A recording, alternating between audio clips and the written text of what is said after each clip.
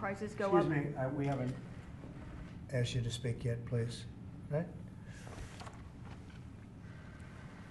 Okay. Go ahead, please. Go ahead. Go ahead, please. Mr. President, you are meeting Prime Minister Modi of India this afternoon. What kind of trade and tariff relationship would you like to have with India, and what's the vision for India? Yeah, India traditionally is the highest, just about the highest tariffed country. They charge more tariffs than any other country. And, I mean, we'll be talking about that. But, again, whatever they charge us, we're charging them. So it works out very well. It's a beautiful, simple system. And we don't have to worry about, gee, we're charging too much or too little. But traditionally, India is right at the top of the pack, pretty much.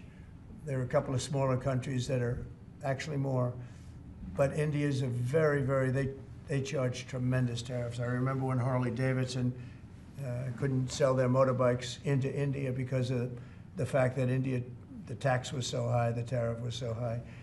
And Harley was forced to build, I guess they built, I don't know, that was a while ago, but I think they built a factory in India in order to avoid paying the tariffs. And that's what people can do with us. They can build a factory here, a plant or whatever it may be here, and that includes the medical, that includes cars, that includes chips and semiconductors, that includes everything. If you build here, you have no tariffs whatsoever. And I think that's what's going to happen. I think our country is going to be flooded with jobs. What should consumers expect? Are prices going to go up short-term, well, long-term? Not necessarily. I mean, not necessarily, but I'll tell you what will go up is jobs. The jobs will go up tremendously. We're going to have great jobs for everybody. This is something that should have been done many years ago. China did it. I mean, China did it at a level that probably nobody's ever seen before. If you manufactured a car, you couldn't send it into China. The tariff was so high, so everybody went and they built in China. It was no big secret. So we're going to see, but it's going to mean tremendous amounts of jobs. And ultimately, prices will stay the same, go down. But we're going to have a very dynamic country. But if prices go up, Mr. President, because of these tariffs, who do you think voters should hold responsible? Oh, I think what's going to go up is jobs are going to go up. And prices could go up somewhat short term, but prices will also go down.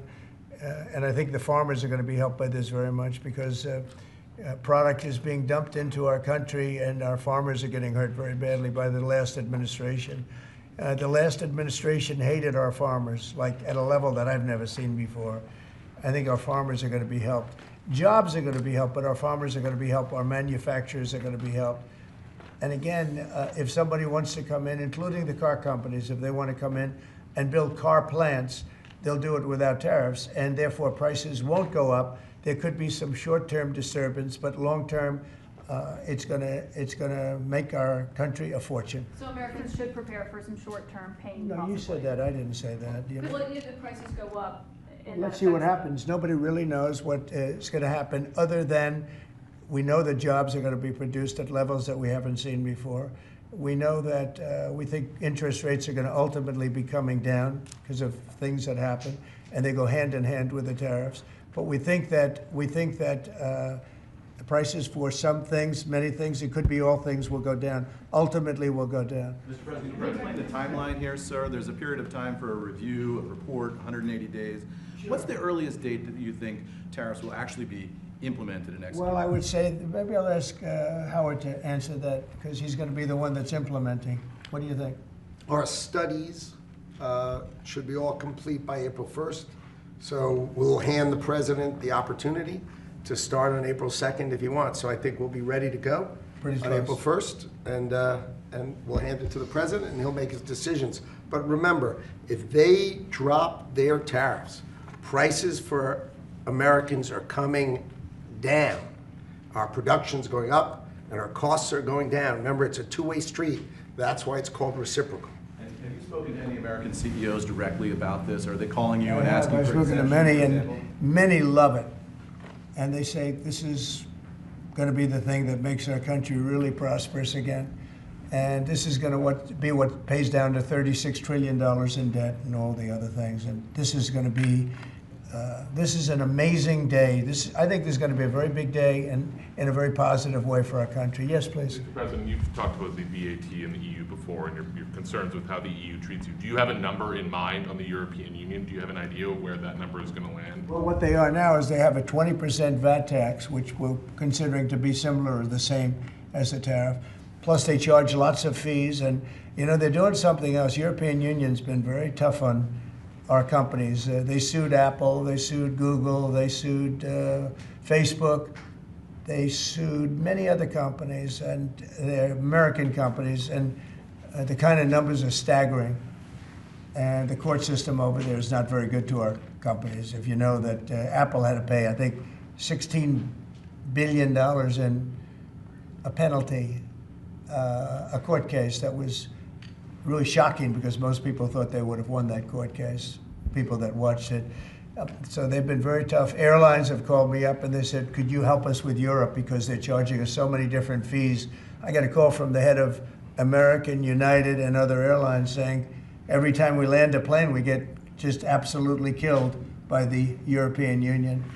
And so they haven't been treated as good. You know, we think the European Union is wonderful. We all love Europe, love the countries in Europe, but European Union has been absolutely brutal on trade. Canada's been very bad to us on trade, but now Canada's going to have to start paying up. And Canada's been tough on the military because they have a very low military cost.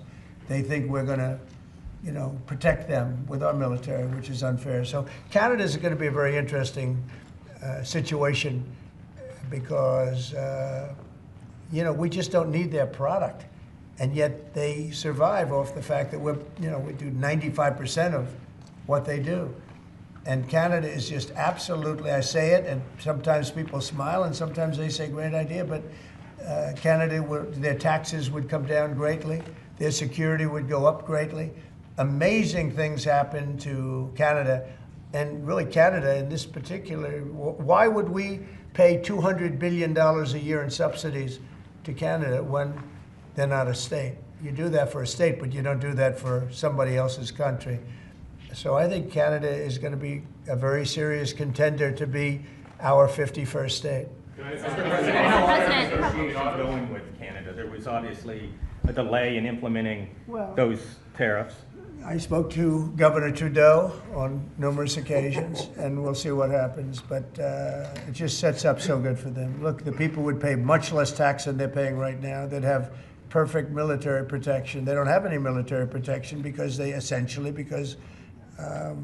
and you take a look at what's going on out there. You have Russian ships, you have China ships, you have Chinese ships, you have a lot of ships out there, and you know, people are in danger. This is a different world today. It's a different world. They need our protection. Yes. You just mentioned Elon Musk and the efforts that he's undertaking with your Yeah. authority. You granted him new authority this week.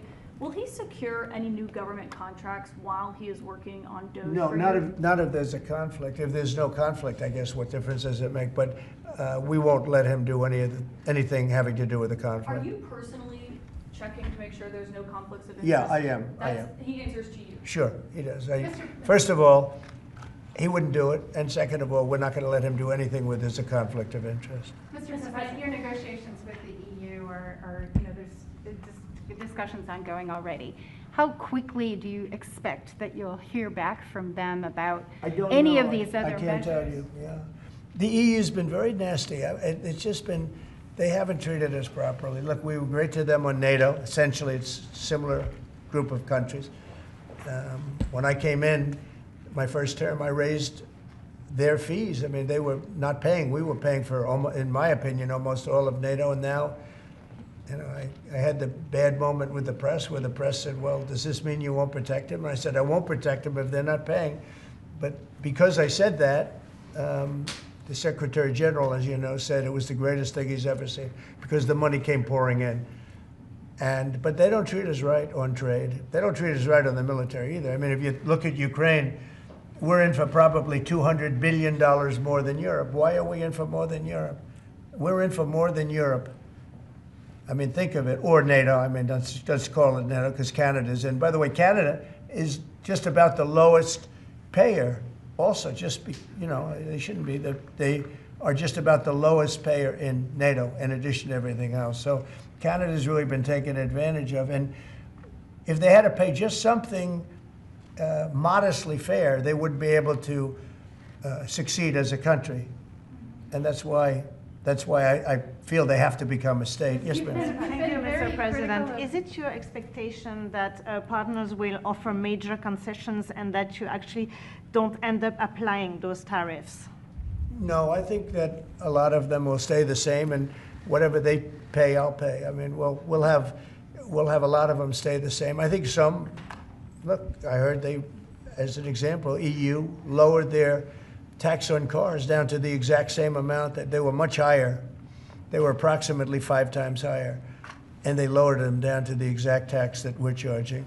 That took place like yesterday or the day before. Is that a correct statement? I think so, yeah. Do you expect any exemptions or waivers? I don't expect that, no. This is a simple system. I mean, there wouldn't be any. And in the case of Apple, I gave them a waiver, an exemption in my first term because Samsung was in South Korea. And Samsung didn't have to pay the tax because it was a tax on China. And Apple makes a lot of their product in China. So I did that because it wouldn't have been fair. But now this applies to everybody across the board. This is a much simpler way of doing it, much better way. You had that major call yesterday with President Putin of Yeah. Russia. President Zelensky responded today basically saying any agreements they won't accept unless they're made with Ukraine. Will Ukraine have a seat at that table for those Of negotiations? course they would. I mean, they're part of it. We would have Ukraine, we'd have Russia, and we'll have other people involved too. A lot of people, a lot of forks in the. A lot of forks in this game. I'll tell you what, this is a very interesting situation, but the Ukraine war has to end.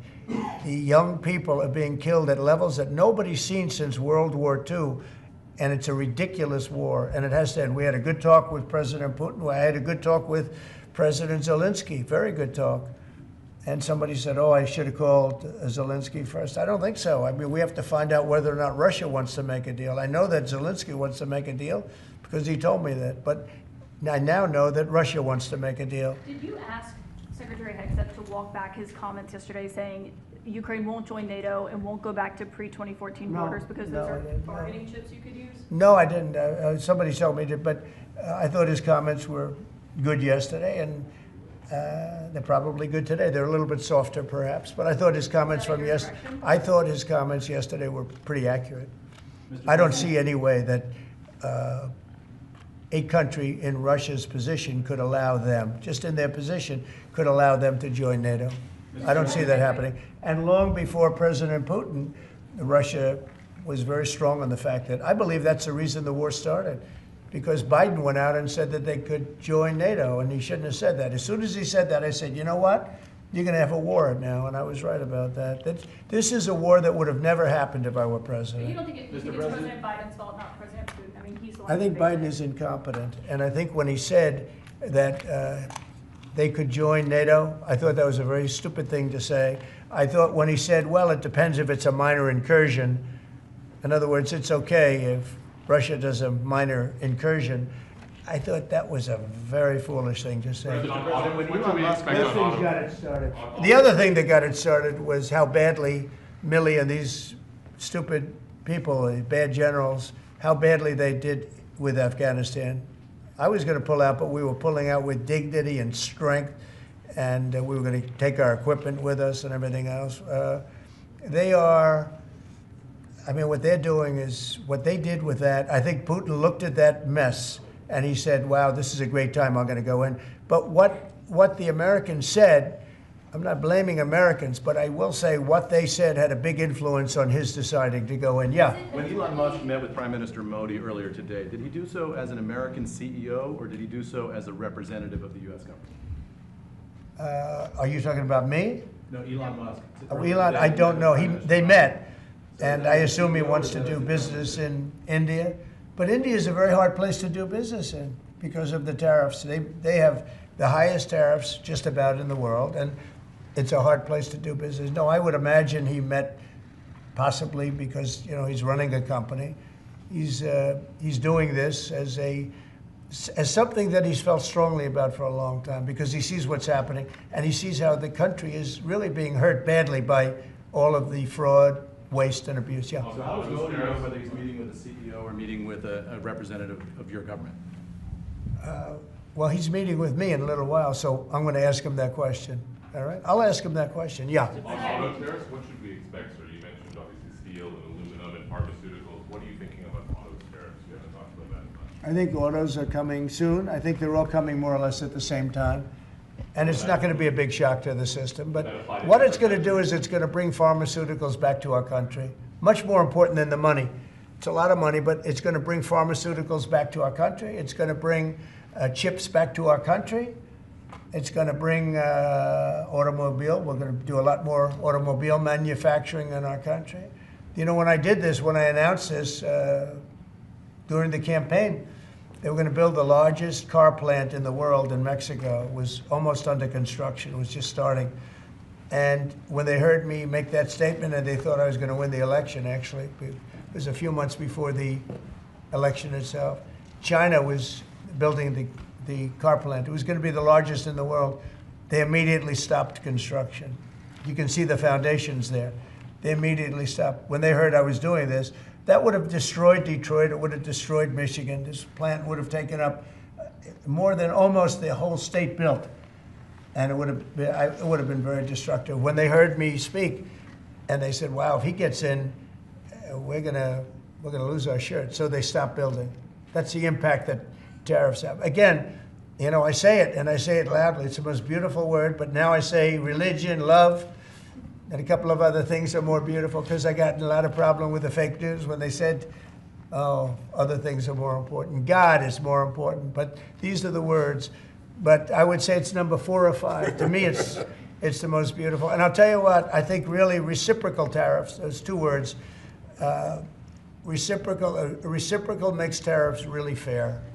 There'd be no exemptions, right? It would be all auto imports? Any exemptions now, because you don't need to. With reciprocal, you don't need to. Mr. President, Gavin Clegg just arrived at the IRS. Fox Radio. Do you have a update on the TikTok negotiations? And Yeah, kind of we have a like lot of that people. Timeline's running out, isn't it? Sure, well, I have 90 days from about 2 weeks ago, right? And I'm sure it can be extended, but let's see. I don't think you'll need to. We have a lot of people interested in TikTok, and I hope to be able to make a deal. I think it would be good. You know, people have learned it's very popular, and we'll have to probably get approval from China to do it. But we have a lot of people that are interested, and a lot of people, I think China will be interested because it's to their benefit too. So I look forward to that. But we have a lot of people that are interested in TikTok, quite a few. Mr. President, Doge workers arrived today, Gavin Clegg and others arrived today at the IRS. Do you expect to close the IRS, or what are you expecting? No, I don't expect it, but I think Someday. that the Internal Revenue Service will be looked at like everybody else. Just about everybody's going to be looked at. So it's they're doing a hell of a job. It's an amazing job they're doing. And you know, that force is building. I call it the force of super geniuses, but it's building. And you know, they go up and they talk to some of the people about certain deals, and the people get all tongue-tied. They can't talk because these people get it. They're very smart people. We need smart people. Yes, Brian. On tariffs, sir. Yeah, Brian. Yes, sir. Mr. President, I know that during the campaign, it was huge in Pennsylvania as far as bringing back manufacturing. Have you talked to any CEOs since the tariffs were announced on steel and aluminum? What's the feedback from those guys? They are in love with it. As you know, in Pennsylvania, U.S. Steel is through the roof. They're all through the roof. That's why I didn't want U.S. Steel to make a deal with Japan or anybody else. I think it's going to do great. But I think maybe more than anybody else, the steel companies and aluminum companies, they're in love with what's happened. And this will eventually be the car companies and chip companies. We have to have chips made in this country. Right now, everything's made in Taiwan practically, almost all of it, a little bit in South Korea. But everything, almost all of it is made in Taiwan. And we want it to be made. We want those companies to come to our country, in all due respect. You know, they took the business away. Taiwan took our chip business away. We had Intel, we had these great companies that did so well, and it was taken from us, and we want that business back. We want it back in the United States. And if they don't bring it back, we're not going to be very happy. You Sir, on mentioned tariffs, are you- pharmaceuticals as well in China. That's national security to bring that back. Yeah, China and other places. We want to get the pharmaceutical and drug business back into the United States, where it should be, right? Sir, on tariffs, are you concerned that the countries that would be most affected, like India, would just shift their trading to China? No, I'm not concerned about anything, really. I mean, I'm just doing what's fair. This is a very fair thing. This should have been done a long time ago. I would have done it, but then COVID hit. I was getting ready to do this years ago, and first term we had the most successful economy in history, and then COVID hit, and this was going to be the thing that I was most waiting to do, but it was awfully hard to do this with Italy and France and Spain, and all those people were dying, and then we put tariffs on. See, I have a big heart. Sir, on Ukraine, when Putin says that he really wants peace, do you believe him? Yeah, I do. I believe he wants peace. I believe that President Putin, when I spoke to him yesterday, I mean, I know him very well. Yeah, I think he wants peace. I think he would tell me if he didn't. I'd like to see peace. Do you trust President I Putin? believe that, I believe that he would like to see something happen. I trust him on this subject. I think he'd like to see something happen. I think it could have happened a long time ago. I think Biden, number one, it shouldn't have started, but it did. And now all those cities are knocked down, like demolition sites.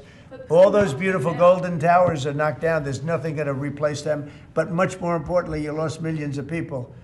A lot of soldiers, but you lost millions of people. When they knocked down those cities, and they're all laying down on the side, they're lying down just in ashes and all crumbled up concrete. They literally look like a world-class demolition site. And many of them, almost all of them, but many of them, and this should have been done by Biden years ago. This should have never been allowed to happen. I know he's a friend of yours. But couldn't Putin just withdraw his He's a friend of today? CNN. That's why nobody watches CNN anymore, because they have no credibility. Okay, who else? Yes, please. Sir, if you can find a buyer in the United States for TikTok, do you think Xi Jinping will authorize the sale of it, or will he? I'm going to make it worthwhile for China to do it. I think so. I mean, I got to know TikTok because during the election, I ended up with 36% higher than my opponent with youth. Okay, that never happened before. That's always been a Democrat thing, youth. It became a Trump thing. And I think TikTok, I think Joe Rogan was a part of it. Some of the great people that I did interviews with were a part of it. But I think that TikTok was I think it was a big part. Look, as you know, we were up by 36% with youth. The Republican was never up with youth. And I focused on TikTok, and I found it to be amazing, actually, and very fair. And I think the image of TikTok is different than it was before the election. I think people saw it, and they view it as a positive, not a negative. I think it'll be to China's advantage to have the deal be made, yeah. How much money do you think you'll raise from tariffs on an annual basis? That's the most interesting question. I think it'll be a staggering amount. It will be the external, I call it the External Revenue Service. That was a name that was devised by a few of us, but I think it's going to be a staggering amount. We've heard it's the number 1 trillion floated in meetings with senators. Is that a number you've thought of? I don't know, but already the Senate's saying, well, wait a minute, they're looking at some of the numbers and they're saying, whoa, look, we want to, I say America first, I say make America great again. That's what we're doing. I think it's the most important thing I've signed. I've signed some very important things. Right to try was so important. I mean, a lot of important things. Space Force, the biggest tax cuts in history. This could be one of the most important things that we've ever signed. Do you expect the Russians and President Putin to attend the summit in Saudi Arabia? Eventually, yeah. Not quite yet. It's a little early. They're having a meeting in Munich tomorrow. Russia is going to be there with our people. Ukraine is also invited, by the way. Not sure exactly who's going to be there from any country, but high-level people from Russia, from Ukraine, and from the United States. Do you want to have Russia back to the G7, sir? I'd love to have them back. I think it was a mistake to throw them out. Look, it's not a question of liking Russia or not liking Russia. It was the G8, and I said, what are you doing? You guys, all you talk about is Russia, and they should be sitting at the table. I think Putin would love to be back. Obama and a couple of other people made a mistake and they got Russia out. It's very possible that if that was the G8, you wouldn't have had the problem with Ukraine. And if I was president, you definitely wouldn't have had the problem with Ukraine. Russia would have never attacked Ukraine. But you ask a very good question, the G8. It used to be the G8, and then these people threw them out. And I was arguing with Trudeau and with numerous of the people. Actually, Prime Minister Abe, a great man from Japan, agreed with me 100%, and some of the others did too. But I got there, it was the G7, as you know. They had already been terminated. I think it would have been very helpful, and it still would be helpful to have Russia be a part of that mix. And I think if they were, I don't think you would have had the problem that you have right now. Russia is part of the G20. They kicked them out, of course, because they illegally annexed Crimea. I mean, how would you have responded if Russia invaded or took over? They took Crimea during Obama. 2014. They took, well, now they're looking to take the whole thing. Then they took a big chunk of land and people, as you know, during Bush.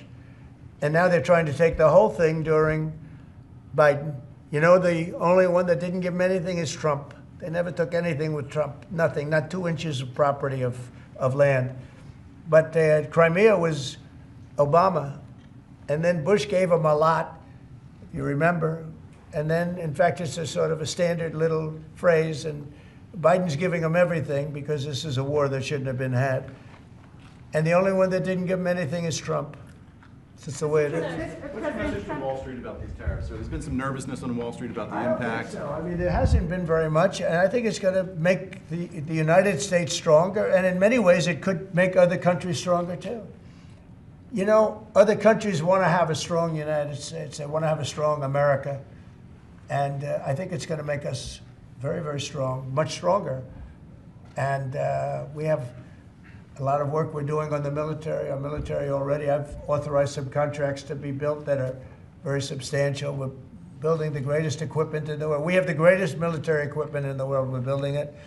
At some point, when things settle down, I'm going to meet with China, and I'm going to meet with Russia in particular, those two. And I'm going to say, there's no reason for us to be spending almost $1 trillion on military. There's no reason for you to be spending $400 billion. China's going to be at 400 billion. We're at $1 trillion. We're going to be at close to $1 trillion. And I'm going to say, we can settle this on, we can spend this on other things. We don't have to spend this on military because, and I'm going to be meeting with China. You know, we were trying to de-escalate nuclear, and I was in a position where Russia had agreed and China had agreed we were going to start, and then we had a rigged election, so that never took place. But this one was too big to rig. We won by so much that it was too big to rig. You want to do the China meeting in the United States, or would you travel to China for that? For what? A China meeting.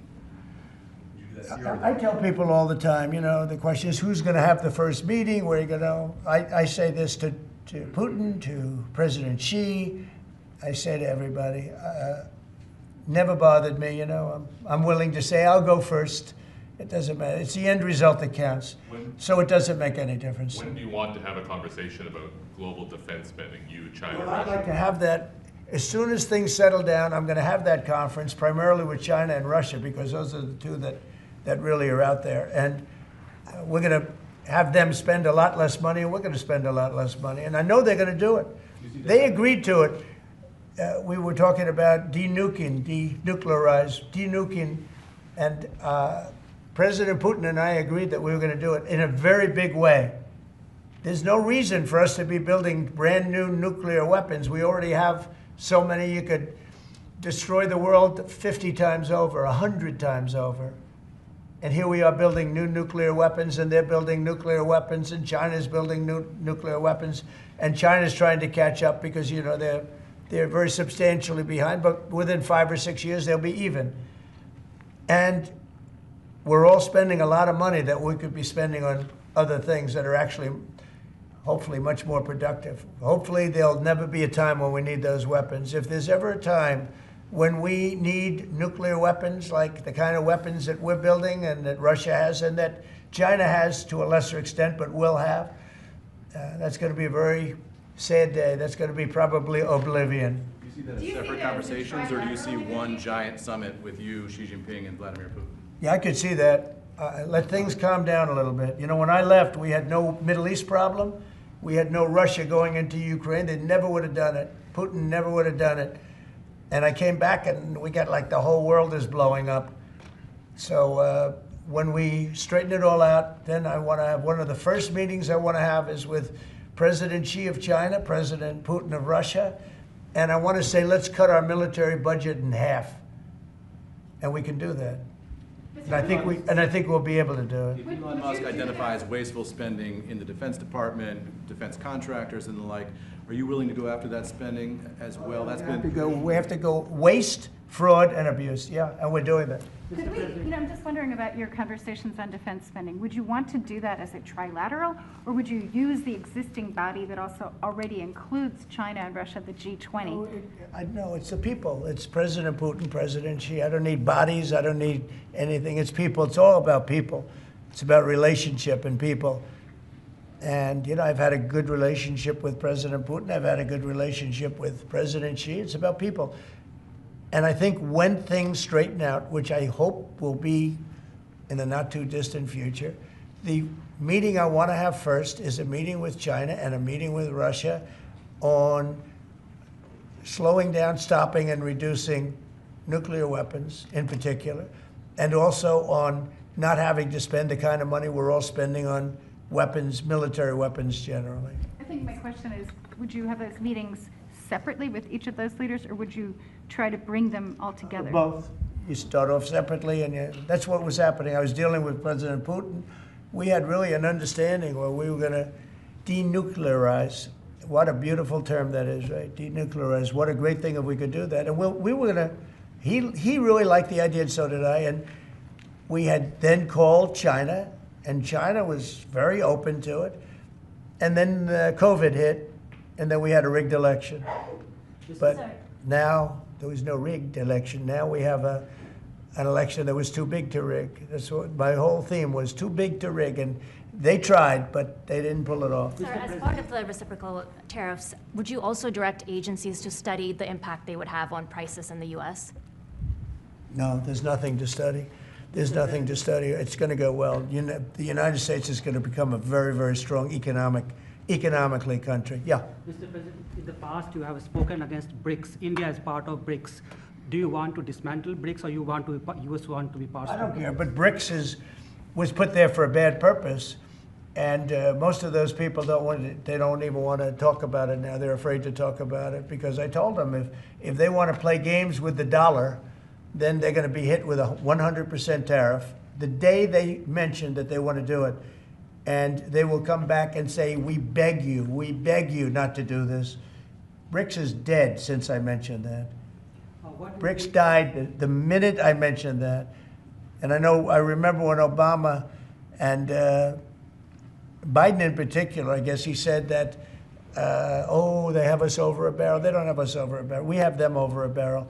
If BRICS wants to play games, those countries won't trade with us. We won't trade with them. And if any trading gets through, it'll be 100% tariff at least. On your What cabinet, would be You know what? When they hear that, what do you think they're going to do? They're going to say, look what happened to BRICS. They didn't want to talk about it. They don't even want to admit that they were a member of BRICS. That's what's happened. On your cabinet, sir, we saw Robert F. Kennedy Jr. get confirmed. He's going to come in here and be sworn in. Mitch McConnell has now voted against several of your nominees. He voted against RFK Jr. as the next health secretary, citing conspiracy theories.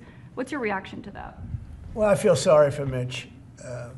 And I was one of the people that led. He wanted to go to the end and he wanted to stay leader. He's not equipped mentally. He wasn't equipped 10 years ago mentally, in my opinion. He'd let the Republican Party go to hell. If I didn't come along, the Republican Party wouldn't even exist right now. Mitch McConnell never really had it.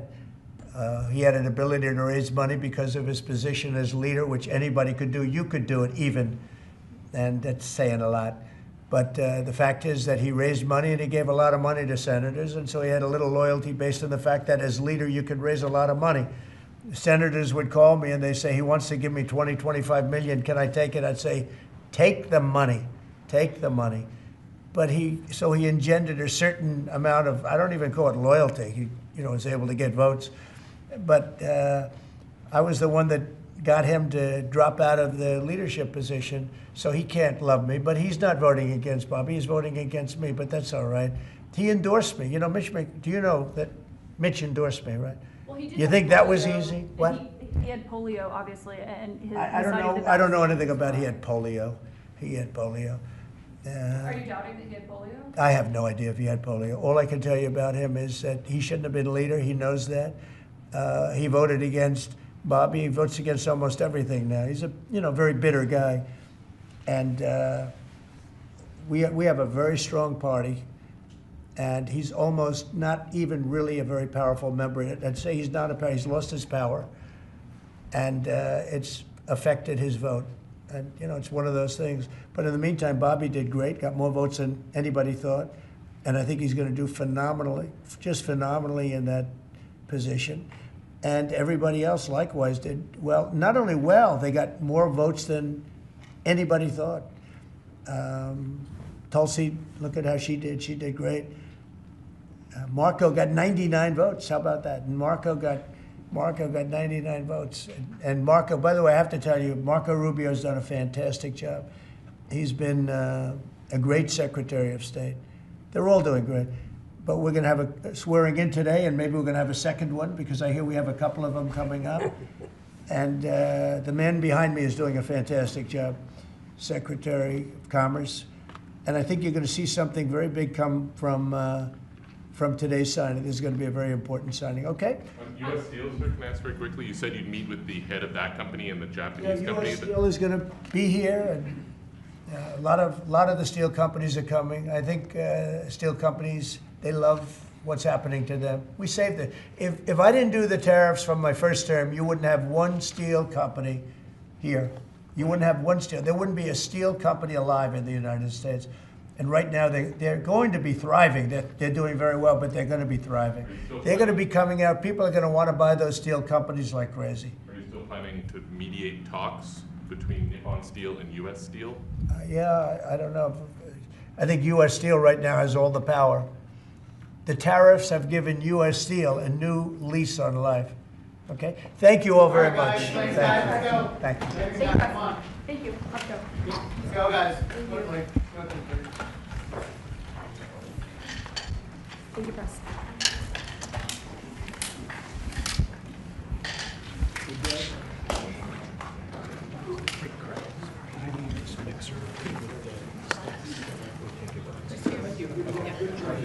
We can leave the stage, right? Okay.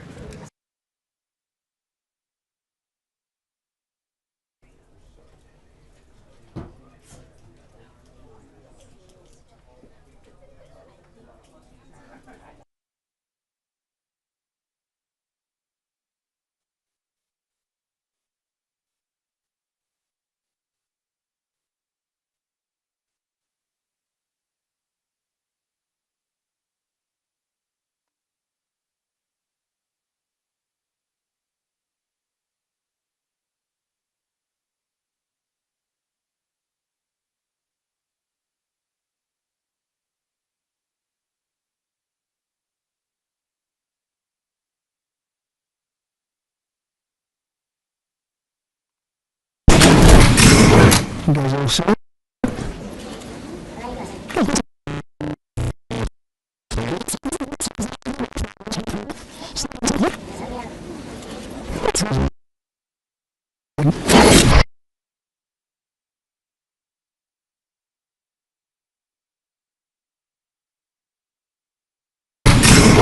You guys all set? Good, thank you very much.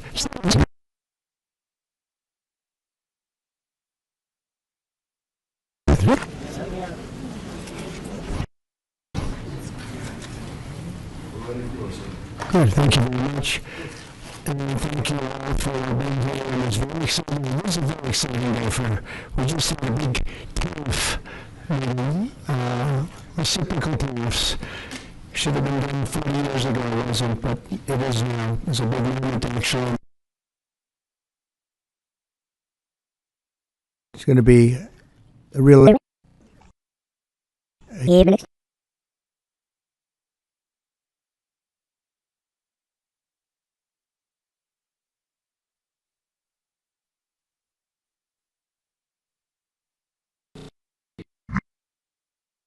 to be protected. And whether you're in a blue state or red state, I'm going to do everything I can to work with you, whether you're Democrat or Republican, to restore child's health in this country.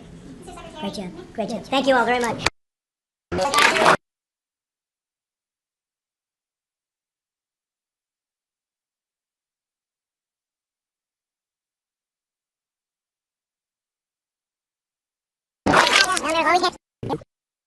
Great job. Thank you all very much.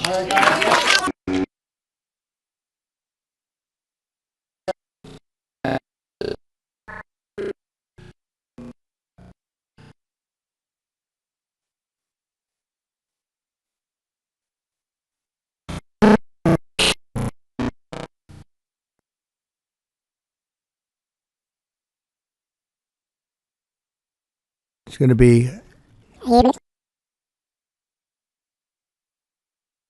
going to be a real honor for me to introduce Robert F. Kennedy Jr., take the oath of office and officially become. Years ago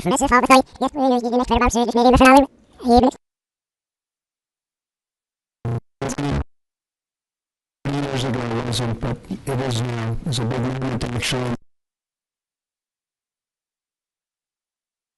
It's going to be.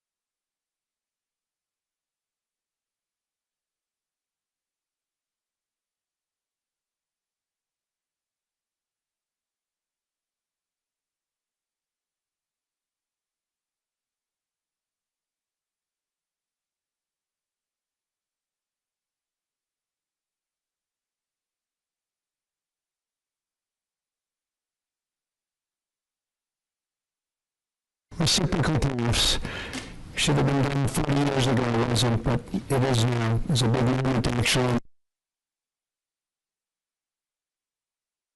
It's going to be a real honor for me to introduce Robert F. Kennedy Jr., take the oath of office and officially become our Secretary of Health and Human Services. Just as I promised last year, Bobby is going to lead a great national mission to make America healthy again, and he's going to do it. I think he's going to do things that will really make us very proud of this day. Like his father, Senator Robert F. Kennedy, and his uncle, President John F. Kennedy, Bobby has devoted much of his life to serving his fellow Americans in his campaign for president, and he was a very tough competitor. I did not like it at all. I said, let's get him on my side.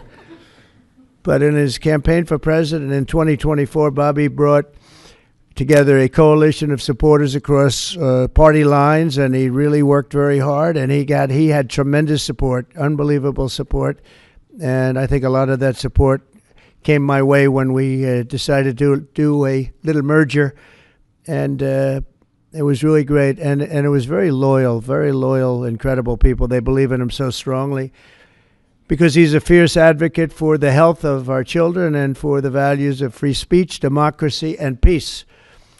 And people are going to be very impressed, I have no doubt. I've known him a long time. He's been a friend of mine a long time. Perhaps most importantly, though, Bobby created a nationwide movement made up of millions and millions of mothers and fathers and young people and concerned citizens of every background who want to end and this horrible chronic disease crisis that exists in America. He's absolutely committed to getting dangerous chemicals out of our environment and out of our food supply and getting the American people the facts and the answers that we deserve. After years in which our public health system has squandered the trust of our citizens, and they really have. They don't trust us. They don't trust anybody, frankly. They've gone through hell. There's no better person to lead our campaign of historic reforms and restore faith in American health care. And Bobby's going to do it. The United States spends more money in health than any other country on earth, but we're growing sicker every year. We're not as healthy as countries that spend just a fraction of what we spend, so there's something wrong. He's going to figure it out. In recent decades, we've seen staggering increases in cancer rates across all age demographics, including more than 40% increase in childhood cancer since 1975. Who can believe that? And an explosion in other chronic childhood illnesses. Not long ago, 1 in 10,000 people, children, had autism. Now it's 1 in 36. Think of that. 1 in 10,000. 1 in 10,000. Now it's 1 in 36. Who can believe that? There's something wrong. There's something wrong. And I think it's something that can be found out. In 2022, more than 40% of children had at least one chronic health condition, and today nearly 80% of young adults do not qualify for military service, in large part for health reasons. Think of that, 80%. Something is wrong, and that's why immediately after Bobby is sworn in, I will be signing an executive order establishing the President's Commission to make America healthy again. We have some great people on that commission. Chaired by our new secretary, this groundbreaking commission will be charged with investigating what is causing the decades-long increase in chronic illness, reporting its findings, and delivering an action plan to the American people. And it's going to be a plan that people are really waiting to hear. Bobby, I want to thank you. You've gone through a lot. It's taken great courage. You've been amazing, actually. I'd call him. I'd say, you're going to be okay. And he said, I know. I really do. He's really been supported amazingly by Cheryl and his family. And it was very tough. It was a very nasty group of people that were after him. But he was tougher and he was smarter than they are. And that's why he's here today. There are very few people that could have withstood the assault, but he was able to. So I just want to congratulate you, and we have a very special person here to swear you in, a man that I think has done just, I think he's just an amazing man. As you know, his name happens to be Gorsuch, and he's a member of the Supreme Court in extremely good standing. He's highly respected by everybody. And I didn't know, are you two friends or something? Or did this just happen to be the justice? Did this just happen to be the luck of the draw? What happened? I reached out to him. Did you reach out? Well, you reached out to a very good man. So please, if you would, thank you very much.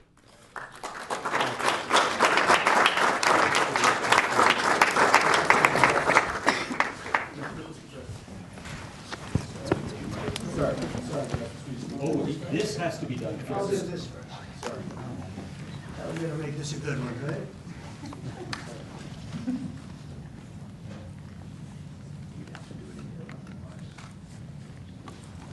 Okay, it's good so far. Good. It's a 10.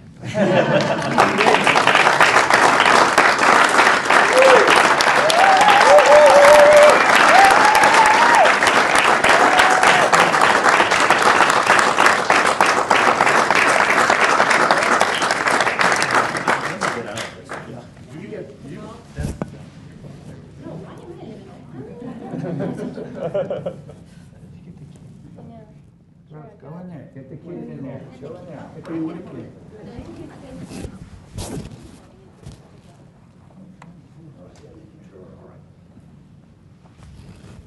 Over here, please.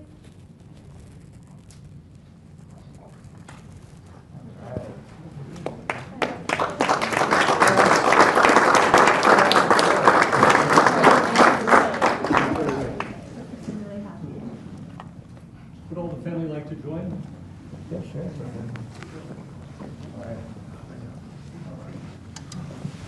Please place your left hand on the Bible and raise your right.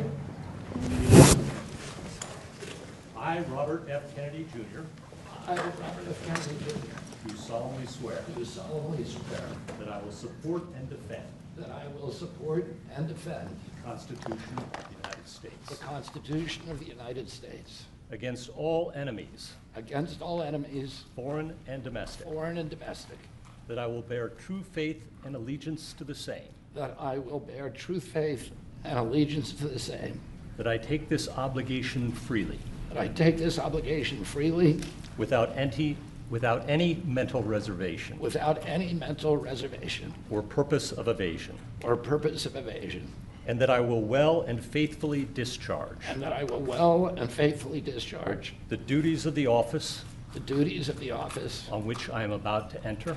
on which I'm about to enter. So help me God. So help me God. Congratulations, Mr. Secretary.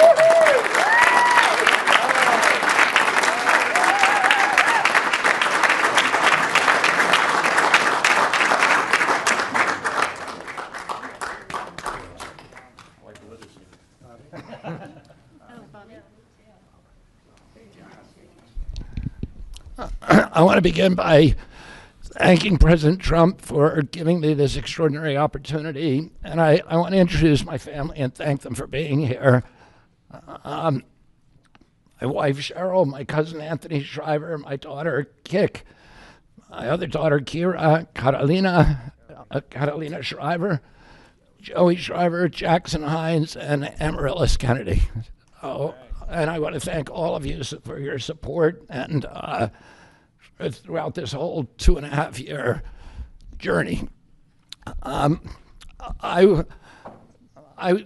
first time in this Oval Office was in 1961, and I came here to meet or 1962.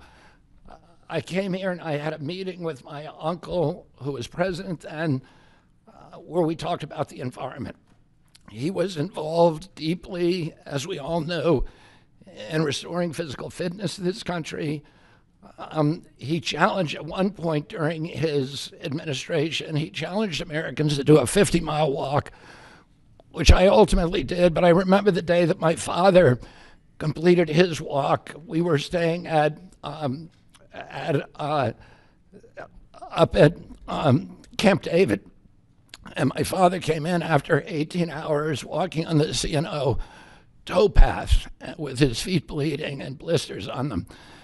My father had one of his best friends was Al Lowenstein.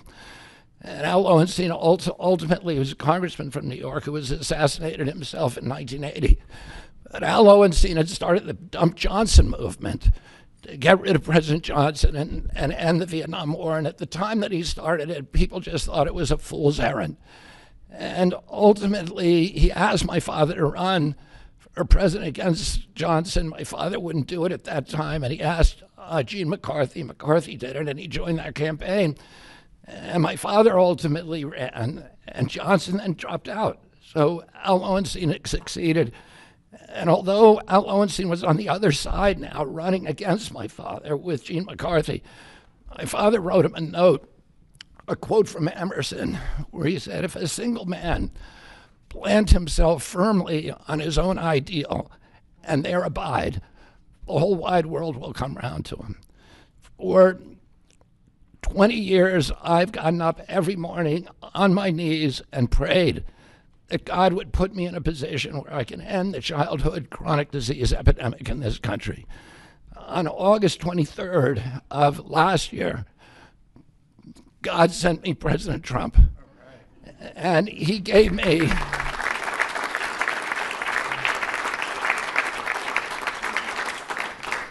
he's now given me, he's kept every promise that he's made to me. He's kept his word in every account and gone way beyond it. I'm so grateful to you, Mr. President. A lot of people told me that I couldn't trust President Trump, that I better get it in writing. And we did a handshake, and everything that he told me he was going to do, he has done. And I'm so grateful to him, and I've told you before, I genuinely believe that you are a pivotal historical figure, that you are going to transform this country at a time when we see all of the indicia of democracy now in tatters in our country. We see the rise of the military-industrial complex, the rise of totalitarianism, these attacks on our Constitution, and this breathtaking epidemic that is disabling our people. President Trump has promised to restore the American dream in this country. A healthy person has 1,000 dreams. A sick person only has one. 60% of our population has only one dream, that they get better. President Trump has promised that he's going to restore America's strength. But we can't be a strong nation if we have a weak citizenry. If people are sick, 60% of our people are sick, 77%, as President Trump mentioned, of our children cannot qualify for military service. And we need a man on a white horse now. We need somebody who is willing to come in and has the spine and the guts and the strength to challenge orthodoxies, to stand in the way of vested interests, and to break institutions that have turned against our democracy. President Trump has shown again and again that he is that hero. And most recently, I greatly appreciate it, and I called you the day that you announced the termination of USAID. My uncle started USAID in 1961 for humanitarian purposes, to put our country on the side of the poor. It has been captured by the military-industrial complex. It has become a sinister propagator of totalitarianism and war across the globe. And very few people understand how sinister this agency really is. And President Trump saw that, and he stood up to it with a masterstroke. And we want to do the same thing with the institutions that are stealing the health of our children. We need a revolutionary figure, and you are that figure, and I'm very grateful for you for giving me this opportunity. I want to recognize some of the allies that I've had in this battle for a long time: Senator Rand Paul, Senator Ron Johnson, Senator Roger Marshall, Marjorie Taylor Greene, and Buddy Carter, who've all been champions of the MAHA agenda before I even came along. I'm very grateful for you for standing strong. Thank you very much, President Trump.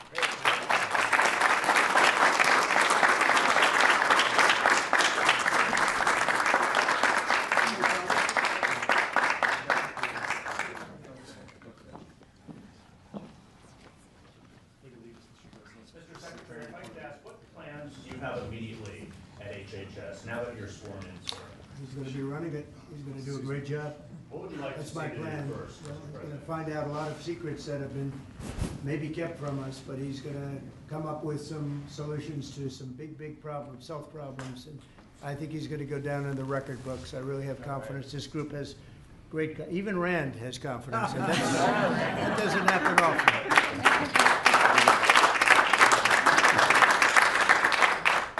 Good luck.